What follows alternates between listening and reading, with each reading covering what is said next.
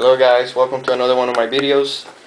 This video is about my last performance at FNM last Friday down at Docking Bay 94. I made it to a top 2, which is pretty cool. The other deck was a black-red vampires, which is pretty solid. That deck obviously was run by my buddy Edwin, and he went 8-0 to a top 2, a perfect run. Undefeated. He knows what he's doing. Me, I made it to a top 2 with 7-1, one loss. I lost to a mirror match. I lost to Jay. That game was pretty tight. Was pretty cool. I mean, he had me. He had all the answers. And then I faced him again in the top 4, and I managed to pull off and win. Redeem myself, revenge myself, and I beat him to make it to a top 2. However, here's my deck. There's a few different things from the last time I managed to put the one list online, and obviously, as you can see, the different thing here is Oracle of Muldaya. This thing has been doing really good. Although you may see that there's only 2 is enough. I mean, when you cast this girl here, it's like a little primeval titan. It can get you 2 lands out there. I mean, not Valakuts, you know, but just gives you 2 lands, and literally card advantage. You take lands out of your library. Hopefully you get to draw your bombs or your Valakuts quicker. It thins out your library, which is pretty cool. And I'm running 3 Harrows. My other list didn't have Harrows because of so much control going around. But, you know, Harrow is risky to play. I did play it against control. I didn't have a problem. But be careful, you know, don't cast this when they have all their mana on tap and you know they have a counter. Do not cast Harrow. I don't recommend it. As for the deck goes, I only run 3 power classums. I removed my lightning bolts, my 4 lightning bolts, and I put 3 power classums. The reason why I did that, because lightning bolt, don't get me wrong, it's pretty cool. You can deal damage to the opponent as well. But at most you're killing only 1 creature. With power classum, you're killing many. And with decks like vampires, White Weenie, Boros, and little decks like that, you want to kill their many creatures. You don't only want to kill the 1, because that's not doing you a whole lot of good. So power classums is good. I recommend it. 4 summoning traps still. I like them. They're pretty cool. 3 growth spasms, 4 Carney Hat expeditions, and 3 explorers. I believe that I was running Overgrown Battlement over Carney Hat Expedition, and the reason why I stopped doing that because I was playing against a vampire deck, and then we were like gatekeeper my wall, and there I was. I just lost the land, and now I am walking backwards. So I removed the wall because it wasn't doing me any good against vampires.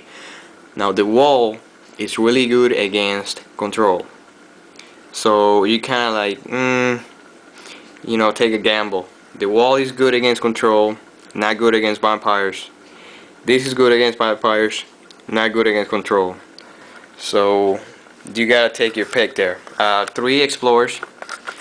I'm running 3 Harrows, 3 cultivates, and obviously the 4 primeval titans, which is what makes a deck with 3 Avengers Ascending cards for Plan B. As for the land, mana, I'm running 3 Evolving Wilds and 3 Theramorphic Expanse, a total of 6 fetches, and I'm running 12 mountains, only 12, not 13.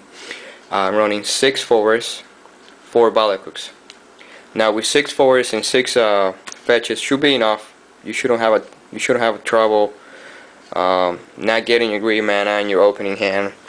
For the sideboard goes, I'm playing Arc Trails just because Vampire is really popular right now, and you gotta really keep the creatures away from the table. If you don't, you pretty much lost the game.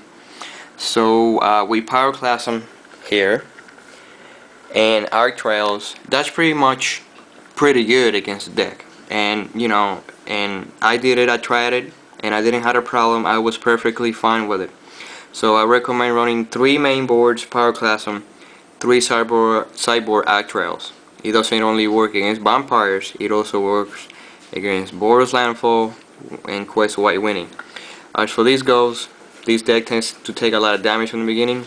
Alternate Bailout is a perfect way to gain some life and use as a blocker, like a little wall.